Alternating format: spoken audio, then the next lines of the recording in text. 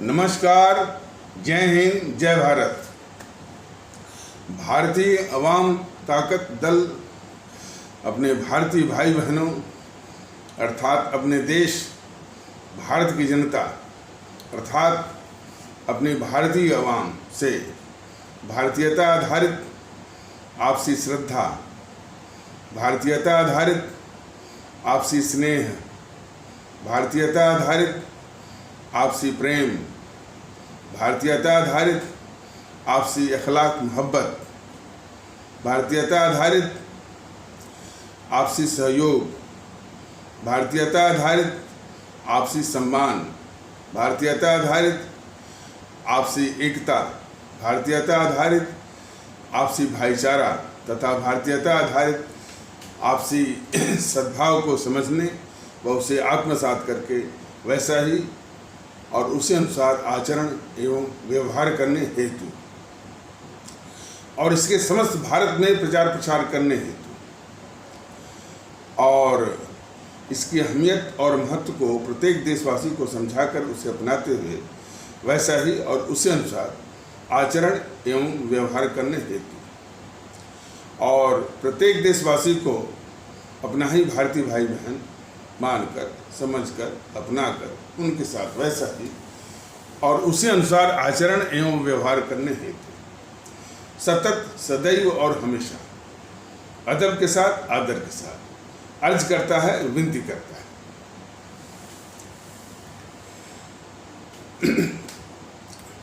एक और जहां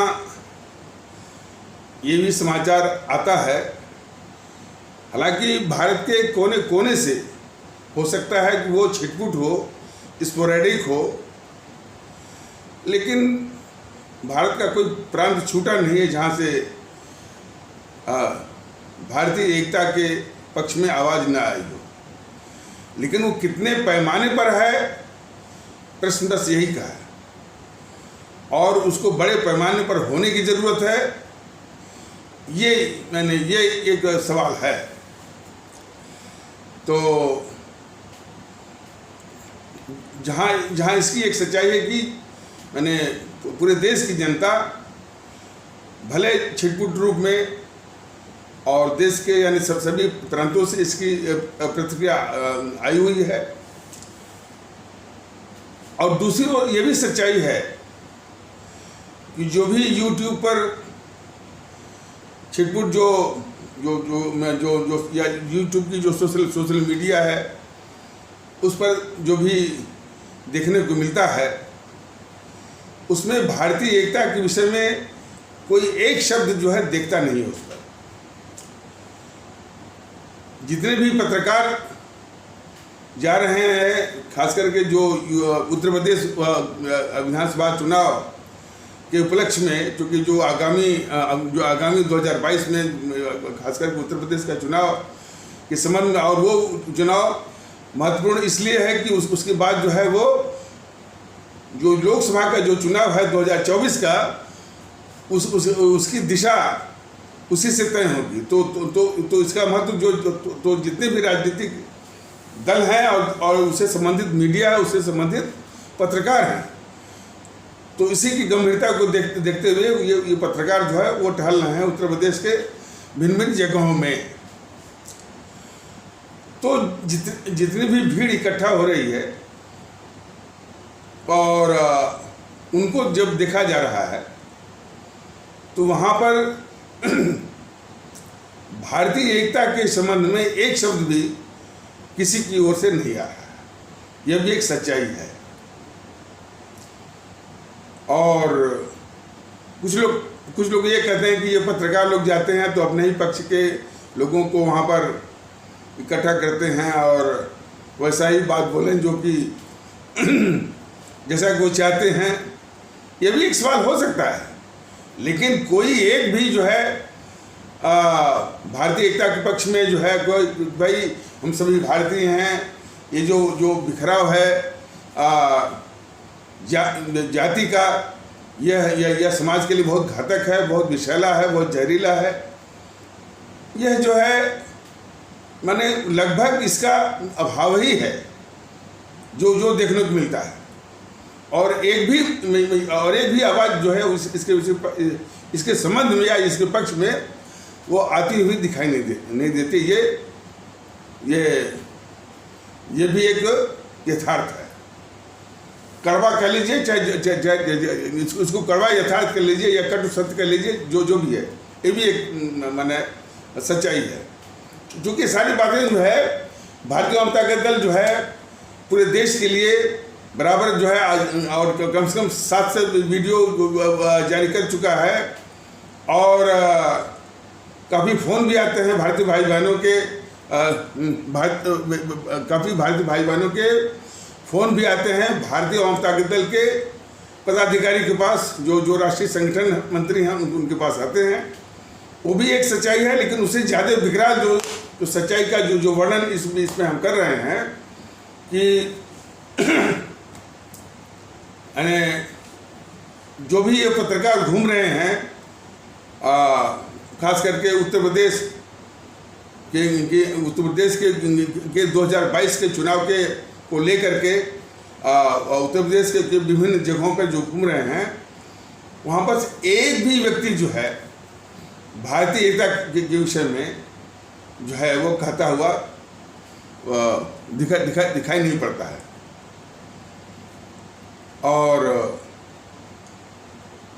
और इसके विषय में हम कुछ लोगों से जो व्यक्तिगत चर्चा भी करते हैं, तो कुछ लोग कहते हैं कि एक क्या कहते हैं उसको,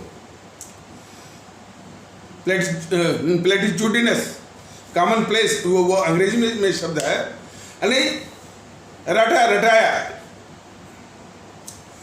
एक वो वाक्य बोल देते हैं कि साहब सबका मॉरल डाउन है,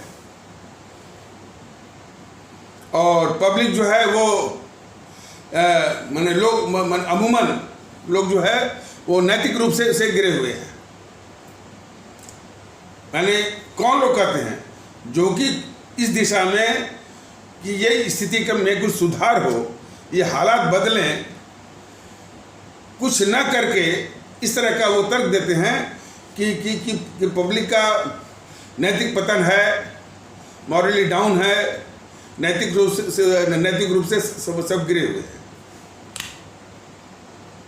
ये उनकी ओर से ये तर्क आता है कि जो कि यानी इस हालात में सुधार हो, कुछ करने का उनका भी दायित्व बनता है। ऐसी भावना ऐसी भावना को न पालने वाले वो इस तरह का तर्क देते हैं कि भाई पब्लिक ही जो है, सारा दोष पब्लिक में है, और उसका नैतिक पतन हो चुका है, और इसका कोई वो इलाज नहीं है। तो इस तरह का तर्क जो है उन लोगों में इस तरह का तर्क जो है उन लोगों से ज़्यादा आता है जो कि इस स्थिति को सुधारने के लिए कुछ कर सकते हैं, उनमें क्षमता भी है, लेकिन बौद्धिक रूप से वो कोई बेईमान है, वो ईमानदार नहीं है। इस तरह का तर्क दे देते हैं कि वो जनता का नैतिक पतन हो चुका है, अब कुछ हो नहीं सकता है, और इसीलिए सारी बातें हैं। दूसरी ओर जो मैंने समाज का जो बिखराव है, जातियों के आधार पर, संप्रदायों के आधार पर, और भी भाषाओं के आधार पर, भाषागत जो प्रांत बनाए गए हैं, जो प्रांतीयता या प्रांतीय कट्टरता के आधार पर जो बिखराव पूरे देश में है, और इन्हीं जहर, इन्हीं अभिशाप के आधार पर जो वोट और सत्ता बटोरते हैं, और जब उनको कुछ कामयाबी मिलती है तो वही लोग कहते हैं जनता बहुत जागरूक है, जनता बहुत सजग हो गई है, जनता सब कुछ जानती है, ये पब्लिक है सब जानती है। कौन लोग? इन्हीं जो समाज विरोधी, जो जातिवाद के हथकंडे हैं, और सांप्रदायिकता के जो हथकंडे हैं, इन्हीं में फंसा करके कुछ उनको जन समर्थन मिल जाता है और वोट मिलने का कि उनकी रणनीति या गणित सफल होती हुई दिखाई पड़ती है। तो वो लोग कहते हैं कि भाई जनता तो बहुत समझदार है और जो है वो ये पब्लिक सब जानती है और बहुत जागरूक है। जबकि उनके जागरूक होने का मतलब यह है कि वो जनता जो है उनके जातिवाद के जाल में फंसी हुई है, उसको कहते हैं वो जागरूक हो गई है। और जितनी भी मैंने YouTube पे आप देखिए जो ये पत्रकार घूम रहे हैं, जो गांव गिराज की समस्याओं का जो वर्णन करते हैं कि वो मैंने स्कूल और हॉस्पिटल, खास करके शिक्षा और स्वास्थ्य के विषय में, प्राइमरी स्कूल हैं या मिडिल स्कूल हैं, वो जो पढ़ाने वाले हैं वो समय पर आते नहीं हैं, थोड़ा बहुत लापरवाही से पढ़ाए फिर वो चले गए। यहाँ तक कि वो वर्णन करते हैं कि महिलाएं जो महिला शिक्षक हैं वो अपना ऊन और स्वेटर लेके आती हैं और अपना ऊन वो जो है स्वेटर ही बुनती हैं और जो शिक्षा मित्रों को लगा देती हैं। अपना जो है वो जो अपना व्यक्तिगत काम करती रहती हैं। जो पुरुष जो है जो शिक्षक हैं वो अपना पूरा घर का जो है काम करके आते हैं। 2 घंटे पढ़ाए या नहीं पढ़ाए तो इसके बाद वो चल देते हैं। इस तरह से जो है प्राथमिक विद्यालयों की जो है दुर्दशा की बात वो गांव वाले करते रहते हैं। प्राथमिक स्वास्थ्य केंद्र की कमी की भी बात उठाते हैं और उस पर कोई डॉक्टर नहीं आता है, नर्स नहीं आती है और दवाओं का वही हाल है। तो ये सब सच्चाई है, ऐसी बात नहीं है। इसके विस अंग्रेजी में विस बने इसको सामने रख लीजिए और तमाम जो ढिढोरा पीटा जाता है, आयुष्मान योजना, अब मतलब सस्ती दवाएं मोदी जी कहाँ भिजवाते हैं, किसको मिलता है, कौन उसको जो है वो मैनिपुलेट करता है। इसको यानी कोई भी बीजेपी वाला और कोई भी मोदी का चमचा जो है वो बताने को तैयार नहीं है और बोलने को तैयार नहीं है। गांव के स्वास्थ्य की पर तमाम इस तरह से भाषण होते हैं, शिक्षा पर बात होती है, लेकिन जो मूलभूत जो अवस्था है, जो मूलभूत उसकी वास्तविकता है कि किस तरह की शिक्षा होनी चाहिए और शिक्षक जो है वो मुस्तैद रहें, टाइम पे पढ़ाएं, समय पर आएँ, अपना जो है वो समय वो अर्पित करें दें। इस पर जो है किसी भी राजनीतिक दल को, किसी भी वो राजनेता को कोई चिंता नहीं है और यही वो नज़ारा गांव देहात के खास करके उत्तर प्रदेश, और यही स्थिति मैं समझता हूँ उत्तर प्रदेश में भी होगी, बिहार में भी होगी, मध्य प्रदेश के भी जिलों में होगी। और मैंने समझता कि जो हमारे दक्षिण के राज्य हैं, कर्नाटक, आंध्र प्रदेश और तेलंगाना और आपके तमिलनाडु, इसमें भी स्थिति कोई वो दूसरी होगी। कहने का मतलब यह है कि शिक्षा ही नहीं है। और मान लीजिए जो बड़े भी अस्पताल हैं तो उनकी जो दशा या दुर्दशा लोगों से छिपी थोड़ी है। तो इसको आप यदि इसकी समीक्षा करेंगे, इसको समराइज करेंगे, इसका सारांश निकालेंगे तो लगभग व्यवस्था में ऐसा है कि किसी को भी गलत काम करने का डर नहीं है और सही काम करने की प्रेरणा नहीं है। यह है जिस शासन प्रशासन में गलत काम करने का डर नहीं है, अच्छा जिस शासन प्रशासन में गलत काम करने के प्रति डर हो और अच्छे काम करने का प्रोत्साहन और प्रेरणा हो, वही शासन प्रशासन जो है जनता के लिए लाभदायक हो सकता है और इस राष्ट्र को मजबूत कर सकता है। तो थोड़ी बात जनता पर हम कर लेते हैं। ये बात सही है कि सारी समस्याओं की जड़ हमारे जो भारतीय अवाम है वहीं पर आकर वो टिकती है। इनकी इसमें जो वर्तमान मानसिकता है उसी की उपज, और यदि अंग्रेजी में कहा जाए उसी के वेरियस रेमिफिकेशंस का रिफ्लेक्शंस जो है वो विभिन्न रूपों में देखने को मिलता है। मानसिकता की जातिवाद एक बहुत बड़ा जहर है। बिखराव जो है हमारे भारतीय समाज में जो बिखराव है वो हमारे देश की सबसे बड़ी समस्या है और इसके प्रति जो है उचित संवेदना का अभाव ये भी है और व्यक्तिगत स्वार्थ वो भी घटिया किस्म का कहीं और इन समस्याओं के प्रति जो है इस समस्याओं के प्रति असंवेदनशील होना, इसीलिए तो ये इसी मानसिकता पर इतनी खतरनाक जो पार्टियां हैं जो कांग्रेस, जिसे आप लोग कांग्रेस कहते हैं,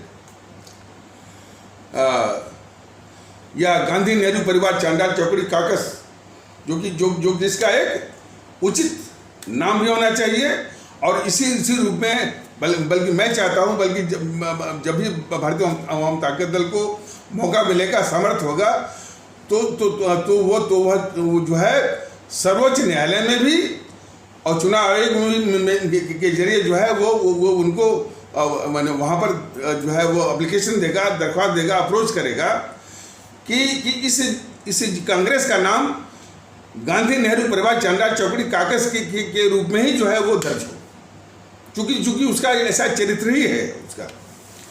तो लेकिन हमारे देश की जनता, हमारे आदरणीय भारतीय भाई बहन अभी भी उसको कांग्रेस कह रहे हैं। भारतीय जनता दल का कह रहा है कि भाई कि आप जो है इसको कांग्रेस मत मानिए, इसको मानिए नहीं, चूंकि इसका जो चरित्र है, जो व्यवहार, जो बर्ताव है हमारे देशवासियों के प्रति और आपसी में भी और हमारे मुल्क के प्रति, तो ये गांधी नेहरू परिवार चांडाल चौकड़ी कॉकस जीएनपीसी है। तो जीएनपीसी ऐसी देश की इतनी खतरनाक दुश्मन भी है, इसने देश को बेतहाशा लूटा भी है और हमारे जो 60-70 सालों के शासन में हमारे जो आम भारतीय भाई बहन हैं, गरीब भारतीय भाई बहन हैं, उनको नरक की जिंदगी दिया है। तमाम दंगे जो है इसके शासनकाल में और इसके संरक्षण में हुए हैं। हजारों लाखों लोग जो है वो दंगों में मारे गए हैं। सिख आस्था वाले भारतीय भाई बहनों का जो है सरेआम इसने यानी कत्ल जो है वो करवाया है और देश के लिए तो बहुत अभिशाप है। मतलब कि चीन का जो यानी जो काली छाया अभी भी इस देश पर अभी स्पष्ट दिखाई देती है, भारत के अंदर जो है उसकी जड़ में जो है ये गद्दार जो है जेएनपीसी ही है। और उसी प्रकार ये वाम दल और फिर जात के आधार पर इस समाज को तोड़ने वाली जो ताकतें हैं, समाजवादी पार्टी है, बहुजन समाज पार्टी है, आपकी घोर यानी समाज विरोधी, इस देश की बहुत बड़ी गद्दार पार्टी टीएमसी है, आरजेडी है, जेडीयू और जेडीएस है, शिवसेना भी उसी विकास एक जो है बहुत ही वो देशद्रोही पार्टी है, एनसीपी भी है। एनसीपी का जो शरद पवार है वो बराबर इसकी खबरें हैं कि जो मुंबई के जितने भी वो माने भूमिगत या वैसे भी जो तस्कर हैं, स्मगलर्स हैं, उससे बराबर इसका संबंध रहा है शरद पवार से, चाहे वो हाजी मस्तान हो, चाहे वो दाऊद इब्राहिम हो, चाहे वो इकबाल मिर्ची हो, और ऐसे देश के अभिशाप शरद पवार को मीडिया भी हाथ से उठाता है।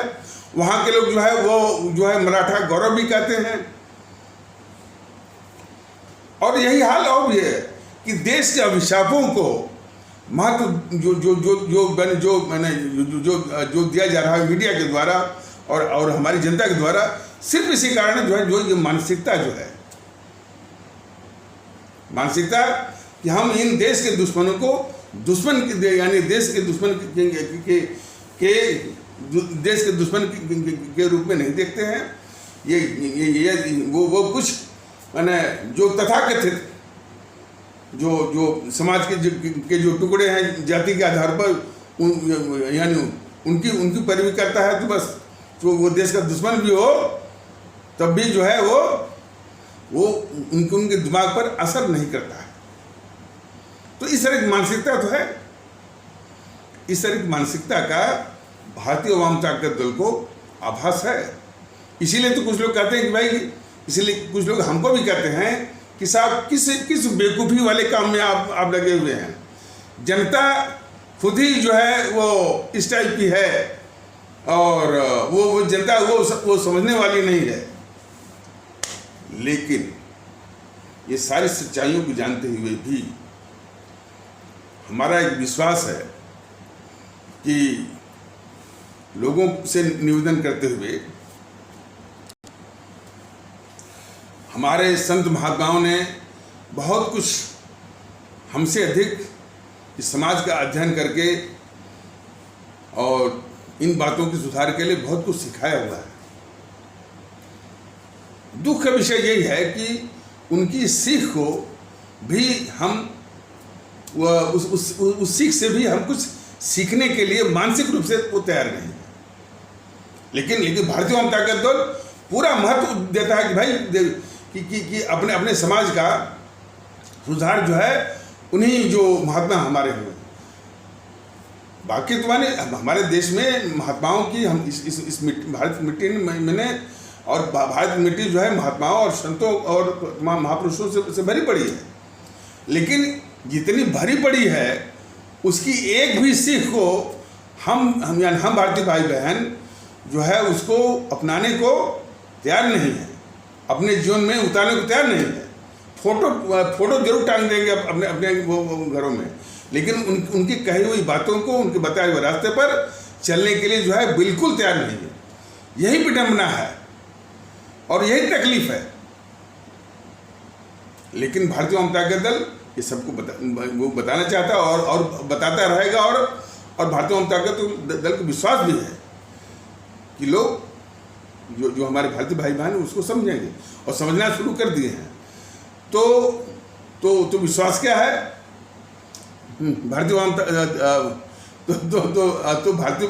ताकत दल के इन परिस्थितियों को देखते हुए भारतीय आवाम ताकत दल का विश्वास क्या? विश्वास ये है कि एक हमारे संत कबीर हुए हैं, उनका नाम था वो रहीमदास।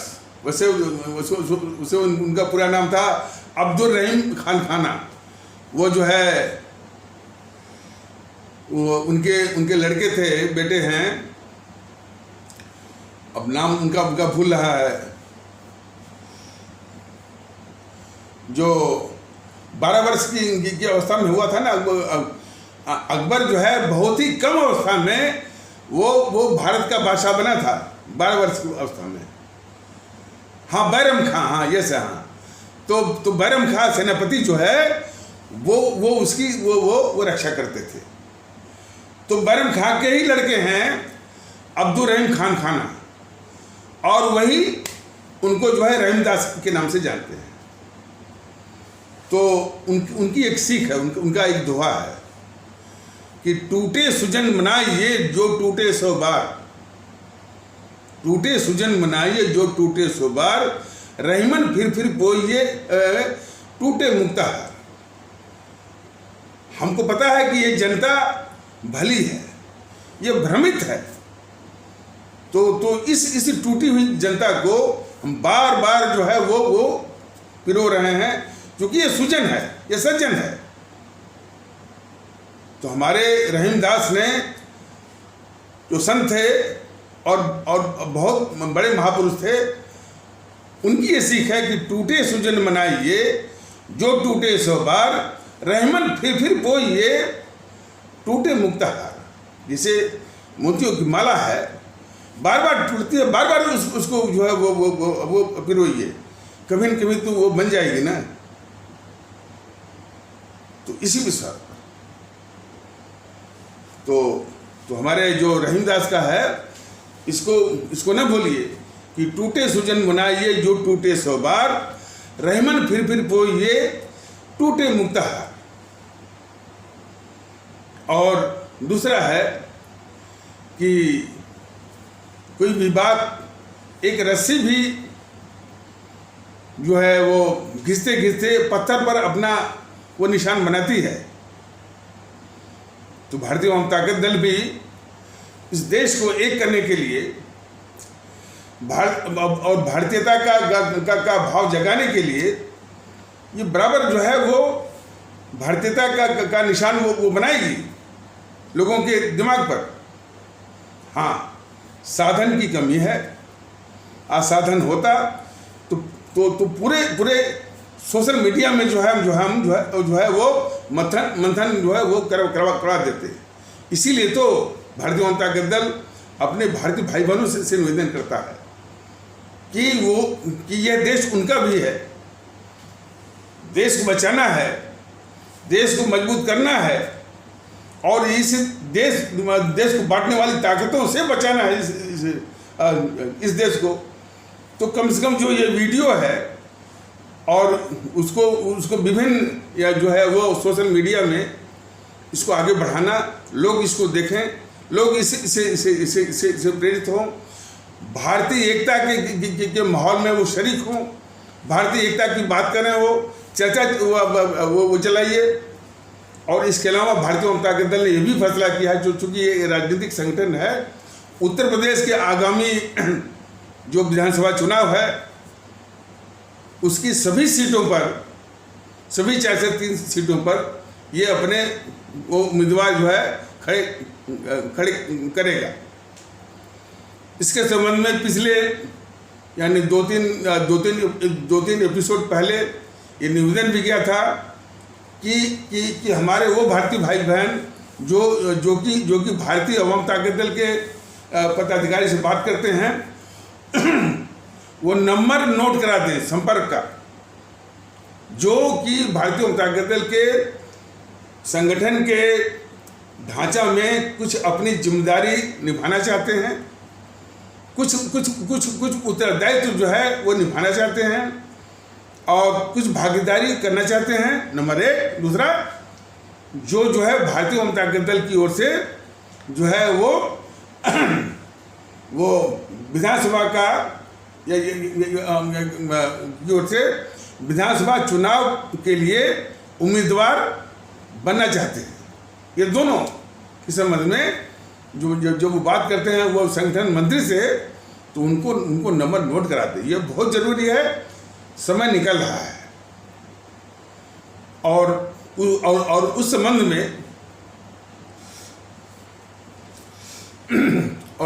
में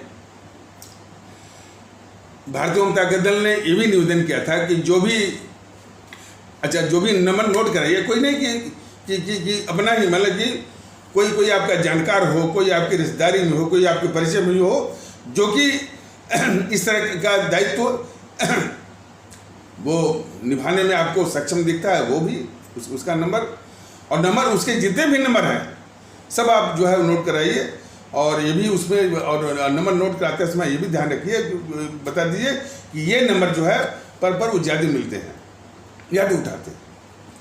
तो चाहे वो संगठन में कोई उत्तरदायित्व निभाने के लिए हो या कोई पद या कोई जिम्मेदारी की बात हो, या भारतीय जनता दल की ओर से कोई उम्मीदवार बनने की बात हो, दोनों के लिए दो आवश्यकता जो है बहुत ज़रूरी है, दो गुण बहुत ज़रूरी है। एक तो जो है वो कैंडिडेट, वो व्यक्ति जो है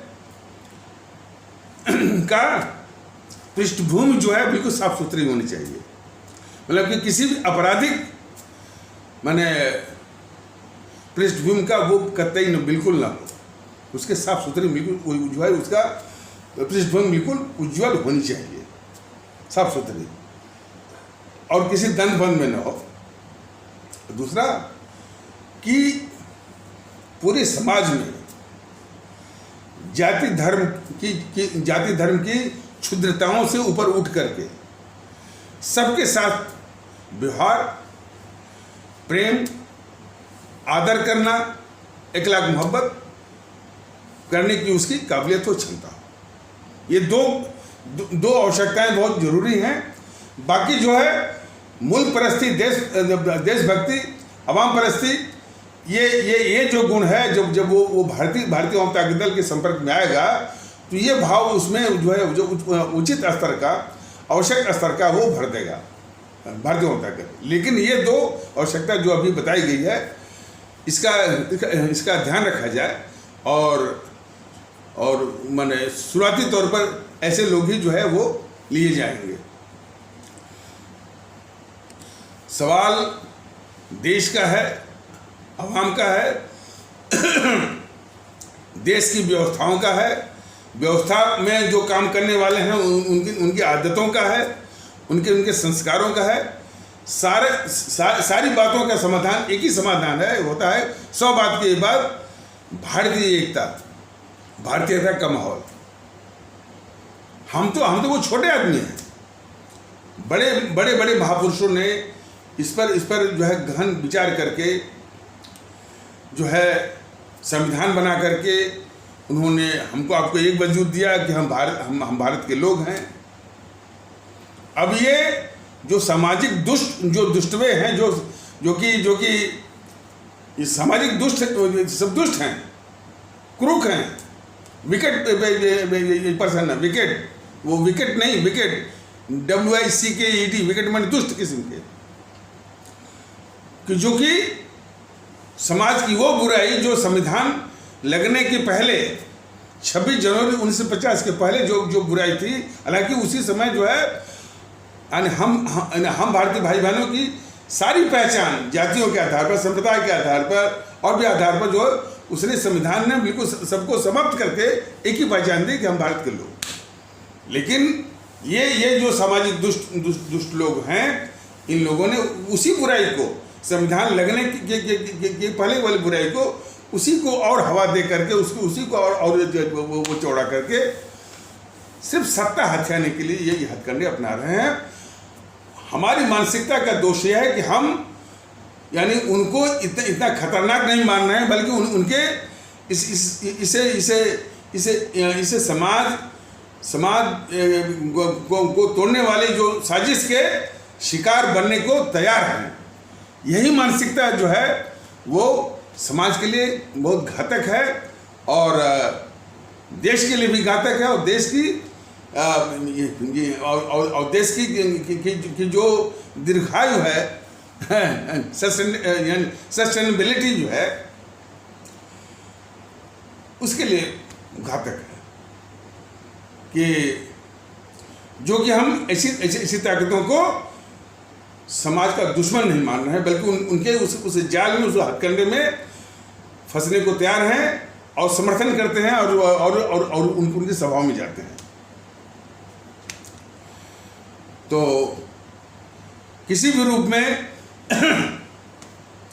वो मानसिकता जो कि जीएनपीसी को, वामपंथियों को, और समाजवादी पार्टी को, बहुजन समाज पार्टी को, आरजेडी को, टीएमसी को, यदि वो राष्ट्रद्रोही नहीं मानती है तो निश्चित रूप से है कि उस मानसिकता में बहुत बड़ा खोट है, बहुत बड़ा खोट है, और उस खोट को निकालना ही पड़ेगा।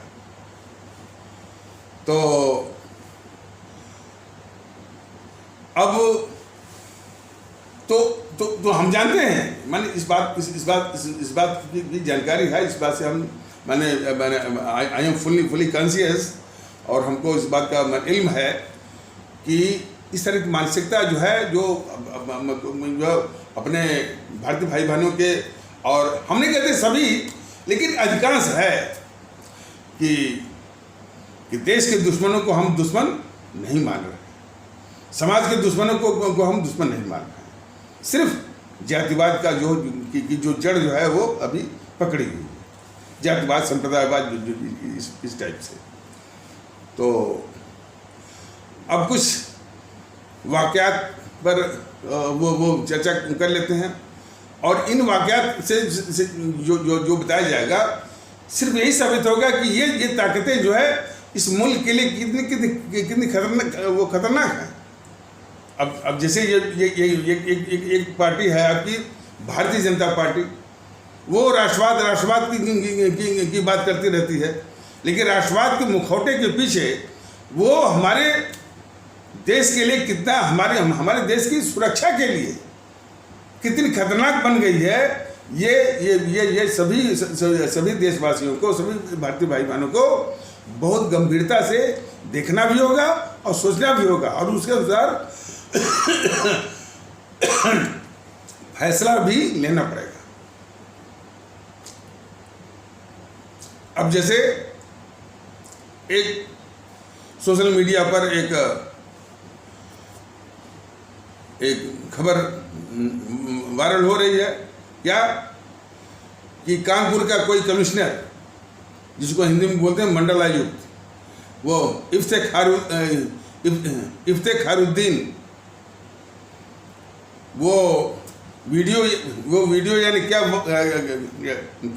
वायरल हो रहा है कि वो जो है कानपुर का वो जो कमिश्नर है, मंडलायुक्त है या सीनियर आईएएस है, वह कट्टरवादी तत्वों को अपने सरकारी आवास पर बुला करके वो कट्टरवाद और नफरत वाली बात जो है वो उसका पाठ वो पढ़ाते हुए दिख रहा है उसको।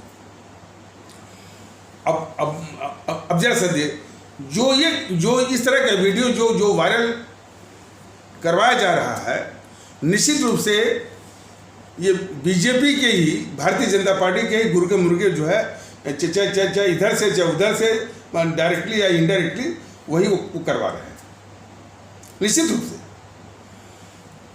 अब इसकी मंशा क्या है? इस पर कार्रवाई करने के बजाय इस तरह के वीडियो के फैलाने से समाज में एक नफरत फैलेगी। सत्ता बीजेपी की है, बीजेपी को जो है कार्रवाई करनी चाहिए कि इस तरह की वो प्रवृत्तियों को वाले जो है वो भी सीनियर आईएएस और सीनियर आईएएस अफसर की ओर से तुरंत जो है, मतलब कि यदि शासन प्रशासन में और मुख्यमंत्री हैं या प्रधानमंत्री महोदय मोदी जी हैं, इसकी खबर मिलते ही तुरंत उस आईएएस वाले को सस्पेंशन और उसकी जांच, और यदि जांच बहुत जल्दी, और ये जैसा कि वो कह रहा है, और ये दूसरा वैसा तथ्य मिले तो तुरंत जो है उसका डिसमिसल, माने बर्खास्तगी। देखिए अक्सर ये जो शब्द है बर्खास्तगी वाला, अक्सर मैं देखता हूँ कि जितने भी पत्रकार हैं मीडिया के, वो बर्खास्त वाले शब्द पर बहुत झूठ बोलते हैं। झूठ इस बात का कहा है कि वो जो निलंबन है, सस्पेंशन को बर्खास्तगी कहते हैं। वैसे सभी हमारे आदरणीय भारतीय भाई बहन जान लें, निलंबन और बर्खास्तगी में बहुत अंतर है। निलंबन माने तुरंत जो है वो उस पोस्ट से, उस ड्यूटी से उसको हटा देना, उसको बोलते हैं निलंबन या सस्पेंशन। बर्खास्तगी का एक्शन जो है जब पूरी इंक्वायरी हो जाती है और अंत में एक जो है उसको नौकरी से निकालने का को बोलते हैं वो बर्खास्तगी। लेकिन नौकरी से निकालने में भी दो तरह का है। एक होता है मुअत्तली, उसको अंग्रेजी में बोलते हैं रिमूवल। तो रिमूवल या मुअत्तली में या मुअत्तल होने पे आप माने नौकरी ये आप कहीं नौकरी कर रहे हैं और वहाँ से आपको नौकरी से निकाल दिया गया या आप रिमूव हो गए सर्विस से, तो कहीं और नौकरी आप ढूंढने के काबिल रहेंगे। लेकिन एक बार यदि आप डिसमिस हो गए, बर्खास्त हो गए, तो फिर आप कहीं भी नौकरी पाने की आपकी योग्यता खत्म हो गई। तो डिसमिसल जो है वो ज़्यादा खतरनाक होता है। लेकिन ये पत्रकार बेवकूफ़ वाले जो है वो सस्पेंशन को ही बोलते हैं बर्खास्त, क्योंकि वो बर्खास्त हो गए। खैर चलिए, मैंने ये बता दिया। तो वो इंक्वायरी करके उसको बर्खास्त और यदि आवश्यक हुआ तो देश के बाहर deportation out of the country ये करने की जरूरत है। अब ये करने के बजाय बीजेपी के जितने गुरके मुर्गे चमचे हैं उसको फैला रहे हैं। क्यों? कि नफरत फैलेगी तो समाज तो जो कमजोर होगा इसको बीजेपी को चिंता ही नहीं है। कम से कम उसके पक्ष में वोट आएगा, सत्ता पर काम रहेंगे। तो इस सत्ता के लिए समाज को कमजोरी करना और राष्ट्रीय सुरक्षा के साथ खिलवाड़ करना, ये फितरत हो गई है भारतीय जनता पार्टी की। और जो उनके मुख्यमंत्री वो है आपके योगी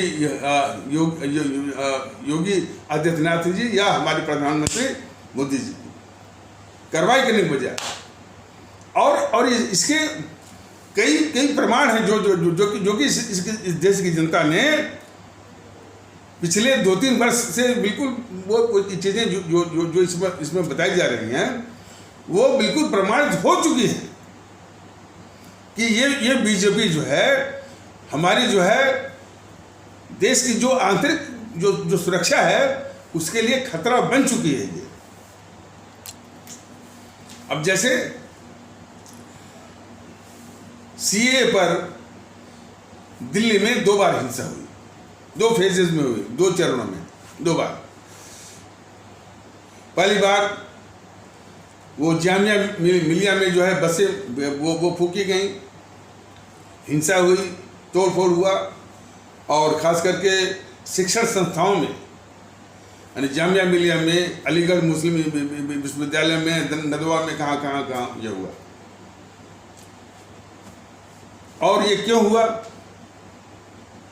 देश ने देखा होगा कि यही सोनिया गांधी जेएनपीसी की रामलीला मैदान में खुलेआम हमारे इस्लाम आस्था वाले भारतीय भाई बहनों को, और जैसा कि पिछले एपिसोडों के माध्यम से भारतीय जनता दल ने बिल्कुल स्पष्टतया बताया हुआ है कि ये विडंबना दुख की बात है कि हमारा इस्लाम आस्था वाला भारतीय भाई बहन, और आज भी ये कहना वो अचोक्त नहीं होगा, मैं बता रहा हूँ कि जितना भी जेएनपीसी ये इस विषय को अभी हम छोड़ दें, जितना जेएनपीसी के पक्ष में जो है ये पत्रकार जो माहौल जो बनाते हैं और उस पर जो टिप्पणी की जाती है बीजेपी के खिलाफ, क्या मोदी आए, मोदी फेंकू है, मोदी ने सब कुछ बेच दिया है, फलाने है, सबसे देश का दुश्मन है, उसमें इस्लाम आस्था वाले भारतीय भाई बहनों समाज के 80% आपको मिलेगा। तो अभी भी वो हालांकि भारतीय जनता दल की इस मुहिम से कुछ जो है वो सुधार हुआ है, लेकिन अभी भी जड़ें हैं जो कि इसे जेएनपीसी के समर्थन में वो भर के आती हैं, वो अन्य रूपों में, या तो जेएनपीसी के समर्थन में या तो समाजवादी पार्टी के समर्थन में। तो यह भी एक बहुत बड़ी माने यानी मानसिकता का बहुत बड़ा एक अभिशाप है, दोष है वो। तो हाँ, तो कहा जा रहा था कि जो हिंसा हुई खास करके हमारे जामिया मिलिया में जो बस फूकी गई, और उस विषय में ये भी जानना जरूरी है कि वो जो कंडक्टर था तो वो तो कहिए कि सबको उसको भी उतार दिया, नहीं तो सैकड़ों लोग जो बस के अंदर थे वो यानी उनकी भी जान जाती। और वो अलीगढ़ मुस्लिम विश्वविद्यालय में जो शिक्षा का मंदिर है वहाँ इस तरह से नारा लगा कि जो है वो हिंदुत्व की कब्र खुदेगी क्या, वो एमयू की छाती पर पता नहीं कैसी इस टाइप से इतनी खतरनाक सामाजिक खतरनाक बातें जो हुई हैं, उसकी जड़ में कौन है इसको भी जानना जरूरी है। तो उसी संबंध में ये देश ने देखा होगा कि जैसे मैंने बताया है कि हमारा जो इस्लाम आस्था वाला भारतीय भाई बहन समाज में है, उसमें एक बहुत बड़ी कमी है कि जीएनपीसी या वाम दल जो झूठ और अफवाह फैलाते हैं उसका सबसे पहले ये शिकार बन जाता है, और बहुत गहन रूप में बहुत माने वो अंदर तक जड़ तक जो है वो शिकार बनता है, और फिर वो भ्रम जाता है। और फिर इसके बाद उसमें जो कट्टरवादी तत्व है, हिंसक तत्व है, उसका और ये भी जो है वो भारतीय जनता दल ने बताया कि उसके जो कट्टरवादी और हिंसक तत्व हैं वह जीएनपीसी और वाम दलों के द्वारा और अब तो जो है ये जो केजरीवाल है जो इस देश का गद्दार है उसके द्वारा पाले पोसे हुए तत्व होते हैं, वही वो हिंसा करते हैं। तो अब इस पर आ जाइए, तो वो शिकार बनता है हमारा ये माने अपने भारतीय समाज का ये तबका, यानी माने इस्लाम आस्था वाला जो भारतीय भाई बहनों के जो समाज है वो जीएनपीसी के झूठ और अफवाह का, वाम दलों की झूठ अफवाह का सबसे पहले और सबसे अधिक जो है शिकार बनता है। ये बहुत बड़ी कमी है। तो इसी बुराई को, इसी कमी को समझते हुए वो गद्दार सोनिया गांधी रामलीला मैदान से सरेआम जो है इनको उकसा रही थी। उसके शब्द क्या थे कि अभी भी घरों में क्यों बैठे हो, घरों में बैठने वाले कायर कहलाएंगे, घरों से बाहर निकलो, आंदोलन करो। और हिंसा और तोड़फोड़ के लिए वो सीधे उसने आह्वान किया। और इसी तरह की भाषा का बाद में जो झूठ बोलता है हमेशा, ये गद्दार राहुल गांधी और प्रियंका गांधी भी बहुत बड़ी गद्दार है, उसे सब बोलते रहे। और इतनी बड़ी हिंसा हुई। इन मोदी महोदय ने क्या किया, सिर्फ अच्छा, और ये जीएनपीसी की सोनिया गांधी या राहुल गांधी, प्रियंका गांधी ने तो हमारे इस्लाम आस्था वाले भारतीय भाई बहनों को भड़काया, उकसाया और भी सरेआम। लेकिन हिंसा जो करवाई गई वो केजरीवाल के पाले हुए वो उन्हीं तत्वों से, कौन तत्व से, जो कि इस्लाम आस्था वाले भारतीय भाई बहनों की समस्या थी। कौन था उसमें? खुद इसका एक एमएलए था अमानतुल्लाह। हालांकि इसने नाटकीय रूप से फिर कहा कि हमने तो इनको पार्टी से निकाल दिया, क्या कर दिया, वो तो खैर छोड़िए। तो इस हिंसा को भड़काने वाला, उकसाने वाले जीएनपीसी की ये गद्दार सोनिया गांधी, गद्दार राहुल गांधी, गद्दार प्रियंका गांधी, करवाने वाला देश का घोर गद्दार ये केजरीवाल ने अपने जो है वो अमानतुल्लाह से वो हिंसा करवाई। दूसरी बार जो हिंसा भड़की तो इसी गद्दार केजरीवाल का वो ताहिर हुसैन, और वो दिल्ली की हिंसा बड़ी जघन्य थी। आईबी ऑफिसर था ना वो अंकित शर्मा, उसको खींच करके घर में जो यहाँ ले जाया गया और 50 चाकुओं से। तो ये केजरीवाल का आदमी था, वो ताहिर हुसैन। बाद में इसने जो है वो डिसोन किया कि नहीं भाई वो मैंने तो उसको पार्टी से निकाल दिया। ये तो इनका एक नाटक रहता है। लेकिन देश की जनता, दिल्ली की जनता उसी को मुख्यमंत्री बनाती है। लोग उसी जीएनपीसी को राजस्थान में जितवाते हैं, मध्य प्रदेश में जितवाते हैं, छत्तीसगढ़ में जितवाते हैं, सरकारें वो बनवाते हैं। तो यह किसको जो है वो सोचना पड़ेगा, बताइए ना।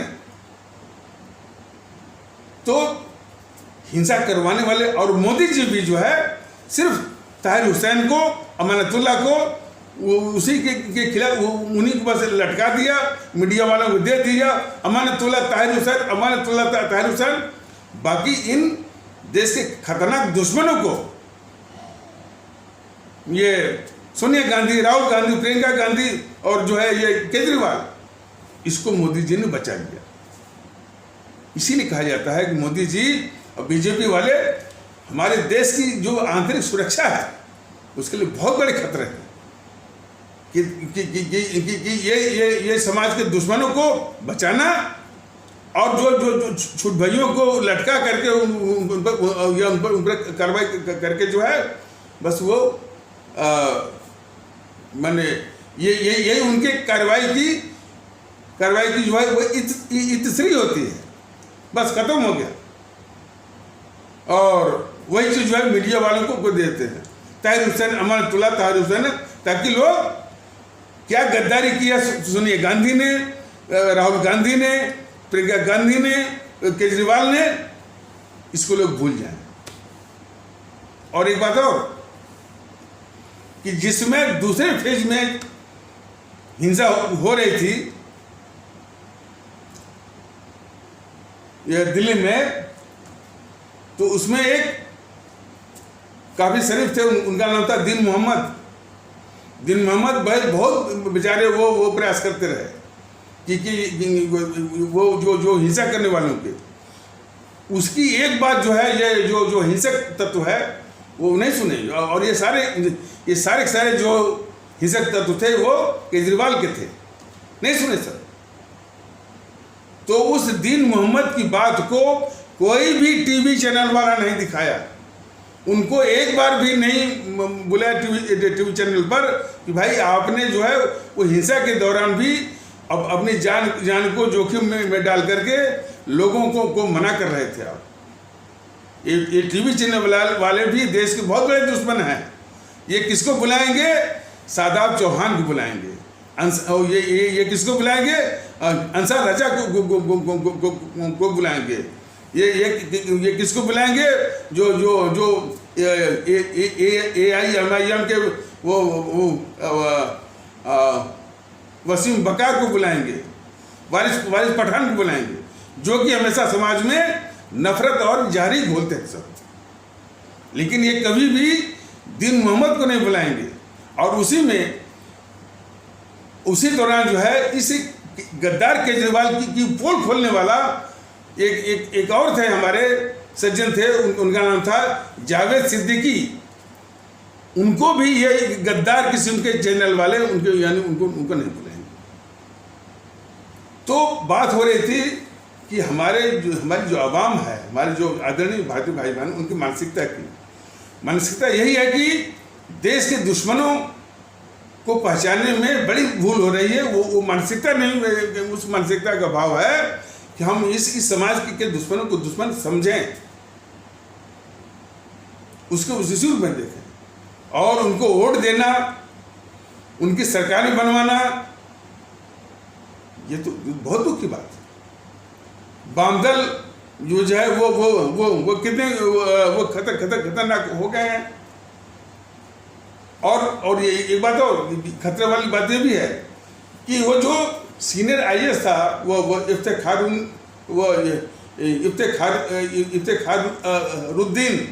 इफ्तेखारुद्दीन, थोड़ा नाम उसका थोड़ा सा टेढ़ा है, तो UPSC संघ लोक सेवा आयोग ऐसे ऐसे तत्वों को भेज रही है। इस तरह के समाचार देखिए, ये बहुत बहुत बहुत अलार्मिंग बात है, बहुत माने बहुत चौंकाने वाली बात है। यूपीएससी जरा भी ये ध्यान नहीं दे रही है कि किस तरह के प्रोडक्ट जो है वो देश में भेज रही है।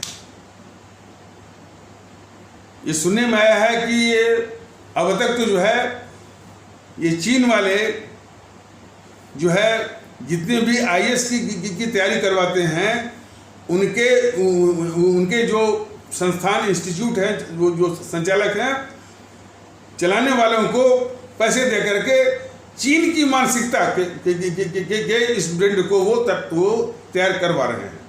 उनका नाम भी भारतीय ताकत दल ने इसी यूट्यूब के माध्यम से इसे बताया हुआ है। एक का नाम है अंकित अवस्थी, दूसरे का नाम है विकास दिव्य कीर्ति, तीसरे का नाम है वो लिखता है आईएएस हरिमोहन।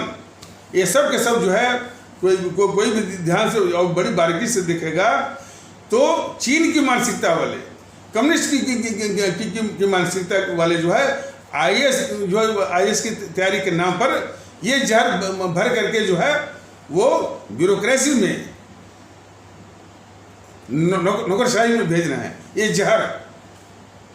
तो चीन जो है वो सीमा पर तो हार जाता है भारत से, लेकिन इनके जरिए, कम्युनिस्टों के जरिए, और जो है जो देश के गद्दार हैं, जो कि पैसे लेकर के जो है वो देश के खिलाफ जो गद्दारी करने पर तैयार हो जाते हैं, ये कमजोरी है अपने यहाँ। और जो कि खासकर जो आईएएस की जो तैयारी करवाने वाले हैं, काफ़ी जो है वो चीन के पैसे पर, चीन की मानसिकता,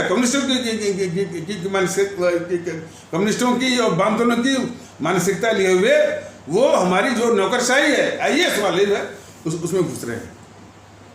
ये चिंता का विषय है। और यूपीएससी क्या बोलती है, जरा उसे पूछिए।